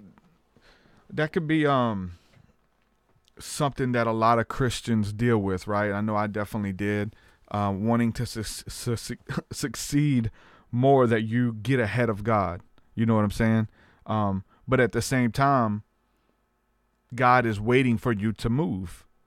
God can't bless you if you're just standing there with open hands. Like, you have to start creating, you have to do something. But the whole goal is that something that you're doing, working in that direction, you got to make sure that it's the will of God for your life. He put that burden within you that love for this or that love for that. And there's a weird place in there too, because there's that inner working that you have to kind of get through. And this could take months or years to get over or to find out. But a lot of times we kind of have a disconnect because we feel like if something makes us feel good or if something is easy, then we shouldn't get paid for it. There's that. There's not even just a paid thing. It's the fact that it's not that's not of God. Like, I'm not supposed to do that. You know, like God doesn't want you to do something that's going to make you happy. You feel like you have to work for God, or you have to suffer or struggle or not be blessed or whatever. And many things come into play with that. Maybe looking at the prosperity gospel and how that's been taken out of whack. So anytime you hear about money, that was a trigger. That was one I had to get over. I was big against the prosperity gospel. I still am, because they take it overboard, man. It is disgusting, the things that they do. So with that, I went on the mission of debunking the prosperity gospel, and I had all these scriptures selected about how you're supposed to be poor, how you're not supposed to own anything, how you're supposed to, and so I kind of embraced the opposite, the suffering servant type deal, which is really a Gnostic approach. Is the fact that God doesn't want you happy, and if you are happy in your flesh and you're having a good life, then you're doing something wrong. And that's why these so-called watchmen and all of these people, they jump on Joel Osteen because he talks about living your best life now. And they jump down their throat because they tie that in with the prosperity gospel. They tie that in with the gospel of greed. I did a song on it. I got a song called Chase Christ. And it goes all into that. Talking about name it and claim it. Like, we used to go in. I got a lot of songs that went in when I did gospel music, like going in on the prosperity gospel, like trying to debunk it and stuff. And so I went on the other end. So I had to kind of get to a place where, like, God wants you to be happy. Like, so these people get mad that Joel Osteen says, live your best life now. What you want to live? What's the opposite of that? Your worst life now? Oh, so God wants you to live your worst life now. Or so you want to live your best life in heaven. Oh, we have heaven on earth. Like, we establish on earth as it is in heaven. Whatever is going on in heaven, let it be on earth now. Let us be able to access that peace, that joy, that bliss. You know what adds to peace, joy, and bliss? Being able to wake up and do what you love for a living. What is that? Whatever God has called you to. You're a basketball player. You called to play basketball. You get to do it for a living. Pursue it. Do it. Sports. If that's what your burden is and God has put it within you, you use that platform for his glory. Whatever it is. You're a painter. So, just because I hate it, and I had to get over this, just because I hated my job doesn't mean everybody else hates their job. There's people who bag groceries and they wouldn't have it any other way. There's people who work at McDonald's and they love it. They love their job. They're thankful. They're grateful. And they love it. They're good. So, when I was going through that, I would look at people like that and just feel like, I still do, but there was this weird level of where I just kind of felt bad for everybody. I felt bad for my boss because I knew that wasn't his job. I was like, not his job. It wasn't his dream when he was a kid. Then again, who knows? I don't know. It might have been his dream. But I don't think it was. Recapturing the dream. The Alchemist. So there's a lot of levels to that, man. But make sure you're working with God versus working against God. Because I think in your heart a lot of times. There's different levels. Like sometimes you'll, you're doing the right thing. Maybe you're not succeeding. Maybe you got to work harder. Maybe you got to look for another tactful way to make it succeed or whatever. But if you're consistent, consistency will pay off. Don't give up. But again, make sure you're doing the right thing. I've spent a lot of money like trying to brand things, even branding, buying logos, ad advertising, companies and stuff that I've tried to start in the past, that it really wasn't just that perfect thing. And part of it, because I didn't want to have my name on it. Even though I was a part of these things, I wanted it to be something that was something for the people, like everybody could get behind. I never wanted to be like, it's my thing. So the TruthSeekah podcast, like I didn't want the podcast to have my name. I didn't want my name on it. So I started other podcasts. I did the Mythicist podcast and branded that. And that Facebook page just got like 20-something thousand likes on that. And we got a bunch of episodes where you hear at the beginning, hey, this is the Mythicist podcast. I branded that. Changed that name, branded the, even before that, it was the Awakening podcast. And then it was the Mythicist podcast. And then it's the Encountering God podcast. And so start branding all these things. And then I did the We Are the Trolls podcast for just a couple weeks. But I put a lot of money into that. Like buying intros and cartoons and all kinds of stuff. And in the end, it seems like that money was wasted. I know God has a way of redeeming the time and using everything for his glory.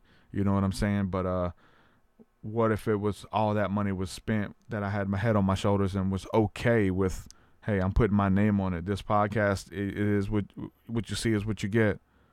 We're going to just have a conversation and I'm the host and just name it after me. And I didn't want to have like a movement or even a community named after me. I'd rather have something else, like another name that we can point at, because I'm just a player. Like I'm here with y'all. Like, it's not even about me. So,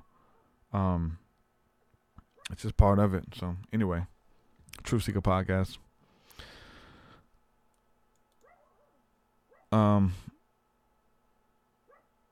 Yeah, Triple says, I see streams go from 5K plus to 2K. Don't trust it. Yeah.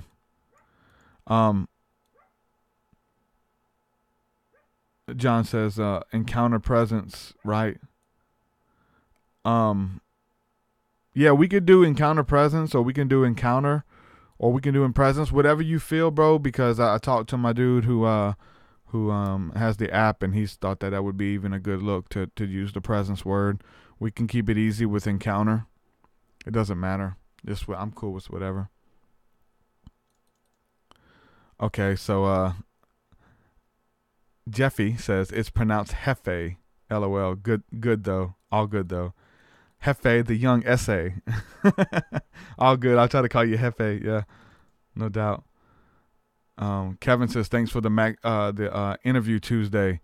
Yeah, man, dude, that was fun. I enjoyed being on y'all's podcast, man. And so as soon as that's out, I'm going to share the link out on my page and all that good stuff. So I was just interviewed by Kevin Maxwell on his podcast. So make sure you guys stay tuned. We're going to share that out once it's ready. So it's going to be on his end. So it was really good, though. I enjoyed that conversation.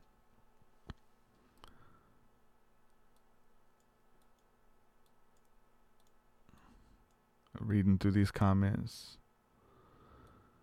What Astrid says, what do you think of the Merkaba? I felt really drawn to the topic lately, and God has been giving me synchronicities with it. Yeah. I mean, the whole thing, first of all, with Merkaba, I mean, that's the Hebrew word for chariot or vehicle. So when we're talking about the chariots of the gods or the vehicles of the gods, it's the word Merkaba. What is this? Let me see. I was going to pull it up, but yeah, Merkaba means vehicle. And so what that ties back into Egypt is being able to turn your body into a vehicle. And the chakra points in the body essentially being wheels of light or seats of light, and you can activate them and turn your body into light and travel as you astral travel in the dream state, or to actually take your body with you if you get good enough and master it. And so they say that even ties into Jesus being able to bilocate, turn your body into light and travel, to even be in two places at once. So you turn your body into a Merkaba. Merkaba, it means vehicle. You turn your body into a vehicle of light and travel. So that's where I started with the Merkaba, especially studying UFOs and the chariots of fire. They're Merkabas that are traveling throughout the cosmos. Triple M, I'm trying to get into Indian and Hebrew tongues through other YouTubers, maybe. Man, I have a practice that I do. I started a course or something I was going to offer in private sessions, but it's really deep. It depends on what are you talking about tongues though. If it's just how to speak them, but there's ways, man. Speaking in tongues and going into that trance and just speaking is very interesting. And I have a something that I do with on my private consultations with people where we go through and find out the names of their guardian angels through the trance state and speaking in tongues. And it's pretty powerful. And I was trying to do a whole course with it just so I can give a lot of detail. And so if anybody wants to do that, you can purchase a private session with me on my website, TruthSeekah.com. SAE says, hey, brother, what's up? SAE Truth. Danny says, one of my wounds I rarely speak on is this girl who used to be my best friend. The fact that we didn't end up together, she ended up marrying someone else. So much waste of energy on my part. Man, I know there's a lot of people who feel like that, bro. But hey, the Most High has somebody else out there for you, man, that right person. So just thank the Most High that you didn't get married and you didn't go down that road with this person, because obviously it wasn't the right one. But just ask him to bring the right one to you, the one that's head over heels for you, not just settling for someone, but the person you can't live without.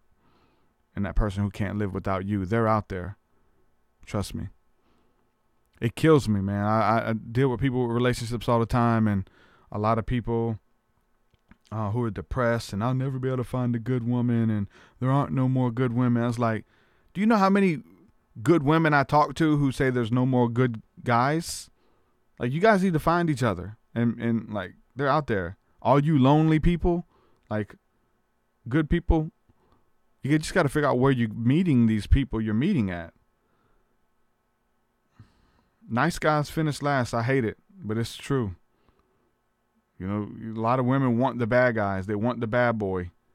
Even though you have the guy who would take his coat off and lay it down in the puddle, in the mud puddle for you, and let you walk on his coat just so you don't get your feet wet. But you want the person who's going to treat you bad. That's some triggers, man. That's some deep wounds that need to be healed. Why you like the abuse? I'm not going to get into that, but there's a lot of people out there like it. But the people who feel like they can't find that other spouse, they can't find a good woman, the girls who can't find a good guy, well, they're out there. You got to see where you're looking. You meet them. Why you meeting them at the bar room? Meeting all these weirdos.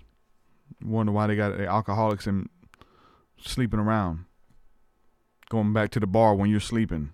Like weird stuff. Like that's literally happening.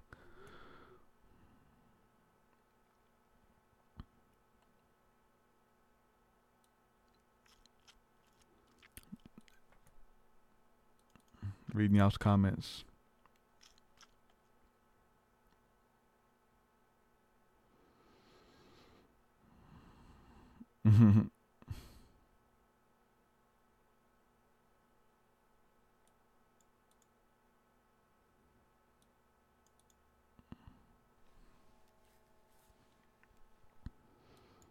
Yeah. Turquoise Moon says, poor guys are just scared of the feminist women. You're right. I'm scared of the feminist women, man. I had that lady on the podcast the other day. I thought she was going to be a feminist. You know, I ended up having more in common with her than a lot of other guests, you know. I thought I was going to have to get in some debate. Which that podcast, once she left, it got dark. I apologized on Facebook, but I felt like that podcast got dark quick at the end. Just talking about abortion and I don't even want to go back down that road, but it's not on the podcasting app yet, but it will be soon. But it was a good podcast until she left, but I couldn't redeem it. Like after I went down that dark road and started talking about Desmond, the the little kid that is going to the drag queen stuff, because and I talked about it on that podcast, but that we all see the crazy side of feminism. We see the freaking flamboyant side, just like we see the crazy side of Christianity. We see all the flamboyant, crazy of the gay community. It gets clicks. People click on it. The stuff that's well-rounded and the good side of it, it's not publicized. It's not controversial. So we only see the extremism from all of this stuff. And you don't get to see what a real Christian looks like. You don't get to see what real beautiful feminism looks like. Why? Because you've seen all of this crazy stuff that is made out of snippets and promoted by the people who are against it. Really, that's who's doing it. The people who are against it. They're taking it, making snippets and segments and showing you all the bad stuff of it, all the bad side of it, of all of these movements, right? So I want to see the good side of it all. And that interview the other day was good, so. And that's what Turquoise Moon says now. This new movement is not aligned with true feminism. I didn't know that. I know that now. I look at some of my women friends who are into the goddess energy and into the whole divine feminine and see what it looks beautiful to embrace your femininity. You know what I'm saying? And it's very different than what we've been shown on Facebook and on clickbait videos, and yeah, it's good to see it well-rounded. And so to represent that to people, you have to show them what it really looks like, what a healthy situation looks like. Some people don't even know what a healthy marriage looks like. They're used to abusive marriages. That you have to show them what a real healthy marriage looks like. It messes people up, man. Word says, could you give us the story why you stopped or why you stopped smoking weed? I just can't do it, man. I can't smoke. It won't, even if I wanted to. It messes like my body. It's a chemical reaction. I think I smoked too much as a kid and burnt out some neurotransmitters, and now my body can't process the THC. Honestly, I think that's what happened. Because now when I smoke it, my body just has a allergic reaction. My throat swells up and can't breathe, and it's a nightmare. Stuff's not working right in my brain, and have to make myself breathe, and paranoia. It's just not good. I feel like you're gonna die. And I smoked a lot of weed in my day, and that's not fun. So. That's why I stopped. I tried to smoke recently, and I say recently, it's been probably 2 years ago now, but I tried to smoke and ate a little piece of a little gummy weed or THC gummy, and it just messed me up so bad. And it's not for me. And again, I put out a snippet, so just type in TruthSeekah in weed, and I just kind of went into it and then kind of showed, why I can't do it. Others may, you may not. Some people, there's levels and places and stuff that other people can do things and they can get away with it, but you can't. There's a lot of people who can look at pornography and minister, but you can't. God won't let you. It goes against your conscience. There's a lot of people who can lie. A lot of people who can gossip and be okay with it. You can't. You're held to a higher standard.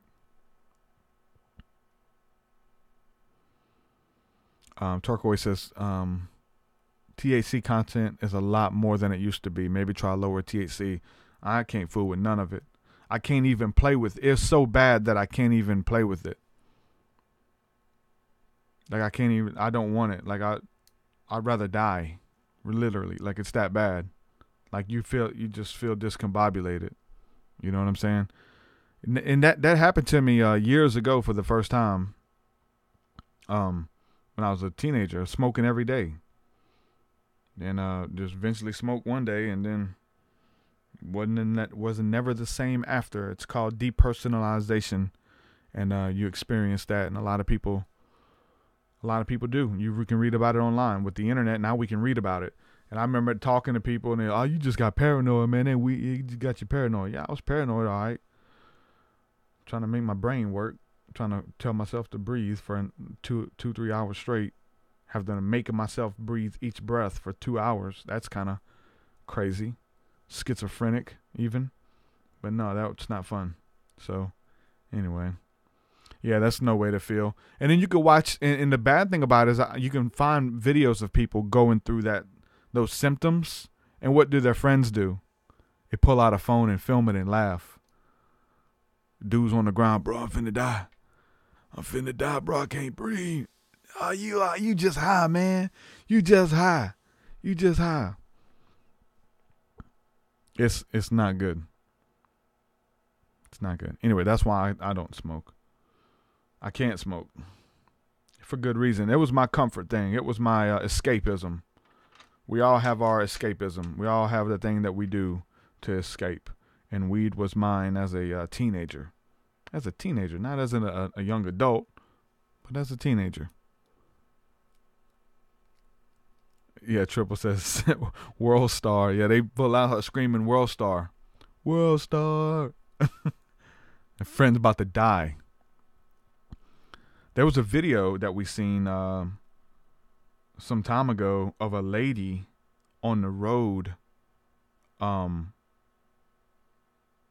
a panic attack like that. She got on some substance or something, and she was shaking like a fish. It's called doing the mullet. They make names for it. It happens so often, right? She's doing the mullet on the sidewalk in the hood. And the video went viral. I seen it on Facebook. It just happened to click on it and seen it, right? And we seen it, and then a couple years later, I'm at the family reunion.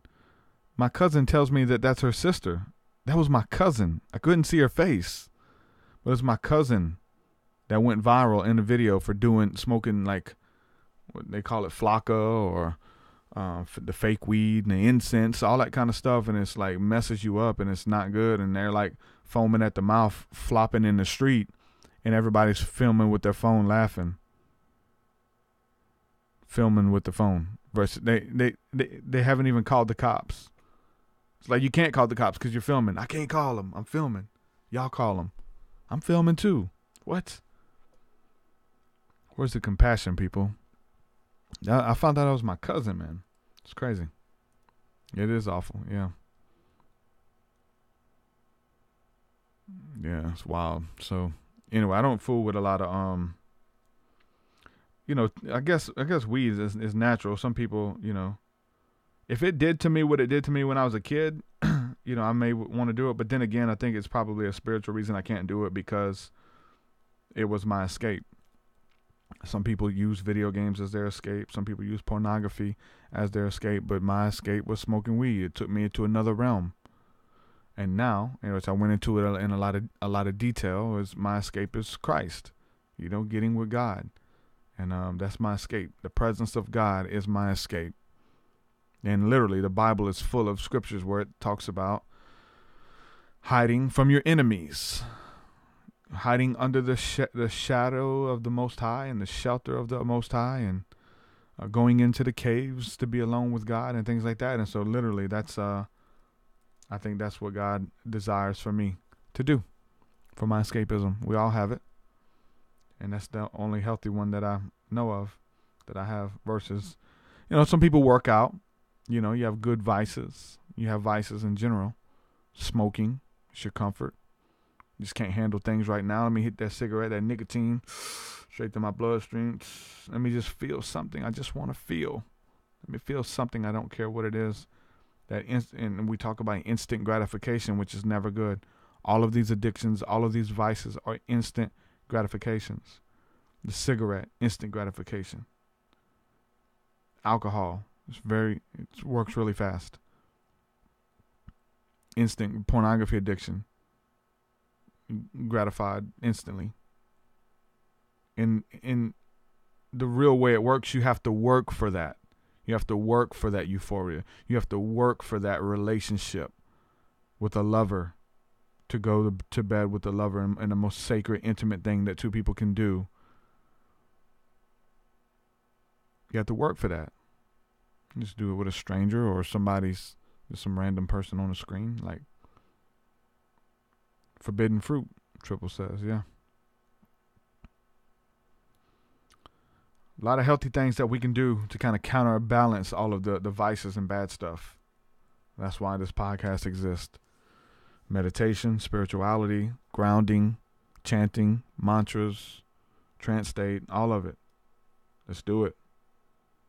So, again, I want to say thank you to everybody who's been supporting the work via Patreon. Let me see if this website will load because the internet is still doing some weird stuff right now.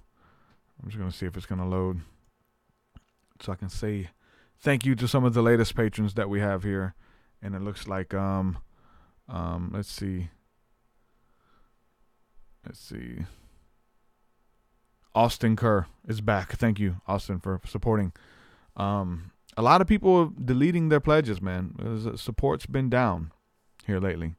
It's the beginning of the year. Taxes are strange, but I want to thank everybody who's been riding with me for the long run, who's just been in it for the long run, because literally I can't really do this without your help. And it's good that we have systems like this to support with the music.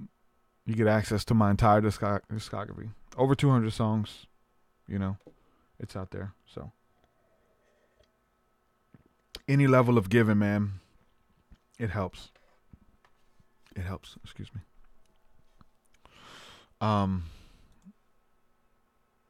Word says, I think when you fast and you give up those things, that's how you get rid of those evil spirits. That quote when you shared with us earlier. Yeah, man, it is, because it ties in with the other scriptures is in Matthew. I believe it's Matthew 14, where it talks about when an evil spirit leaves a person, what it does, it goes to dry places, and it goes to try to find food, and it tries to find shelter, and then it goes out and it finds 7 other spirits stronger than itself. And then it comes back to see if it can find residency in that same home, which is you. And if you're swept clean and the doors are locked, they can't come back. So you have to take care of yourself and do what you're supposed to do so that they don't have a residence there. Because they have a legal ground to be there. Like those spirits legally have a ground to be there because you've made a place for them to sleep. Thank you, Richie. Richie just donated. Thank you, brother. Every little bit helps, guys. It really does. And, And so,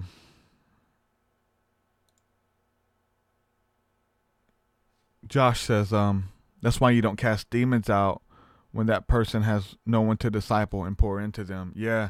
I've been running that by. I know you've been paying attention, but I run that by a lot of ministers who come on here, a lot of evangelists who are just passing through town, preaching the gospel, casting demons out, and then loading up and going to another town. And they would like to think that person gets involved in church and the demons don't come back and they're worse off and they're in a better place. But the Bible says that person is worse off if those demons come back, because they come with stronger demons, i.e. addictions, mindsets, beliefs, all of this kind of stuff, the way they operate. And they come back with greater ones. And the end state of that person is worse than before. So it would have been better for you to stay your butt in your town than come here doing that. Collect your money and leave. Go through the town.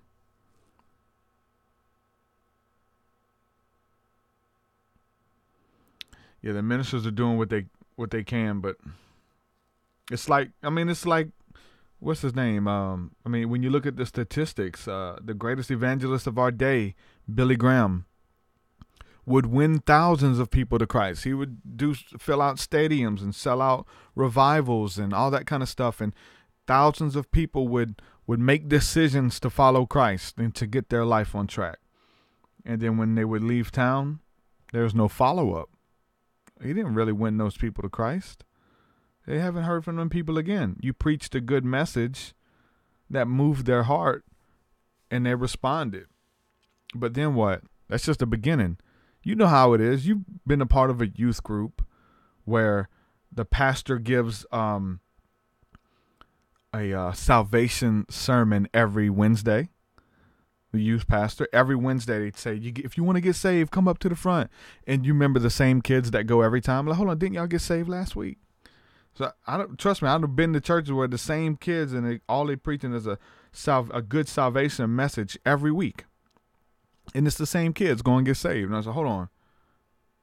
We got to teach these kids that they are secure, that they are saved, that they have put their faith in Christ, right? Exactly. Build that foundation. Build that foundation in Christ. Teach them what it means to know the hope of their salvation. To know it, not to think it, not to hope for their salvation. Here we go. So the tickets are up, guys. I'm going to go ahead. I'm going to make this easy. I'm going to go ahead and share it here. The tickets for the event is up. They're up. So there's an Eventbrite ticket there. I'm also going to go ahead right now while we're on the air, because it only takes me a second. I'm going to go ahead and post it on TruthSeekah.com.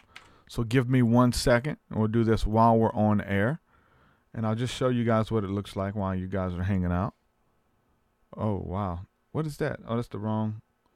Website. Zoom. What is that? I'm sorry, y'all. Bing. That's what it looks like. Here's my website. So I'm just going to edit this really quick. And we're going to put this link on here for you guys to go and purchase tickets to the Encounter Memphis. If you are in the area, if you're anywhere close, just consider coming with us. It's going to be good. It's going to be really good. So here's the link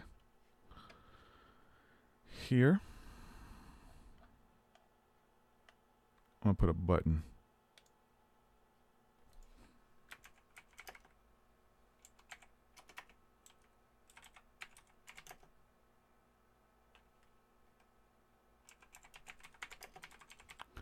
Buy weekend tickets here. Here's the URL. I know I gotta design it and all that kind of stuff. I need to edit this out of the actual audio version, even if I upload this podcast or not, because this is gonna suck for people who are listening. What's he doing? What is he doing? Boom. Just go to the top of the website. It says buy weekend tickets here. It'll send you straight to Eventful to buy tickets. It's going to be fun. It's going to be good stuff. Going to be doing a concert. We're going to do that part of it. We're also going to be doing, like I said, a full day of healing. I can't wait. You guys know I do the guided meditations. We do activation, prayer, laying on of hands, all that good stuff. So we'll be doing that at the event as well, and just really get to hang out for the whole weekend. So May 3rd and 4th in Memphis, Tennessee, Encounter Memphis. Make sure you guys go purchase tickets. We'll get to hang out. It's going to be good. With that, I'm going to say peace and shalom. Again, if you're not supporting me on Patreon, consider doing that. It helps me to keep going. Any level of giving will work, man. $1, $2, $10, $50, $20, whatever you want to do. Thank you guys for supporting everybody who's been doing that. You guys mean the world to me, literally. You are partakers in this with me.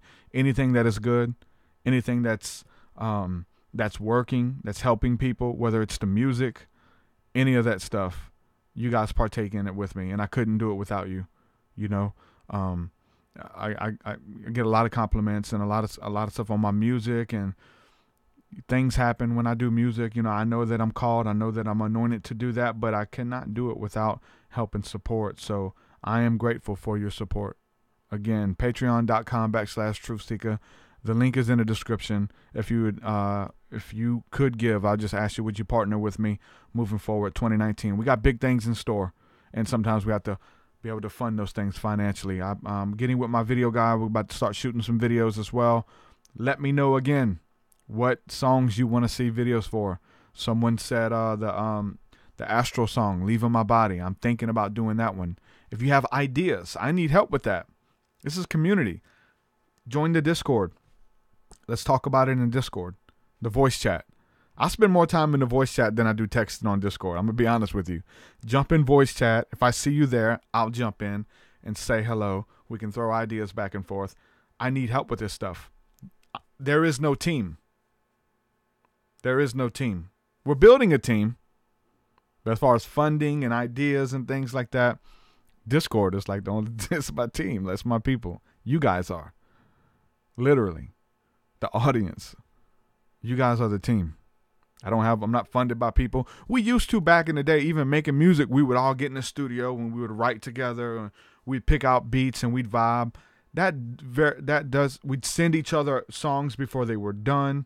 You know, hey, what do you think about it? Should I change anything? We don't do that anymore. There is no team. My Patreon is my team. If I'm working on a song, an idea, I put it on Patreon. Hey, what y'all think? Oh, I don't like the key. You know, maybe add this, maybe change this. Try to get this person on it would be good. Hey, that's what it's about, man. Creating it. I love y'all, man. Thank you guys for the support. Peace and shalom, shalom. We'll do it again. Love y'all. Your will so much higher than mine.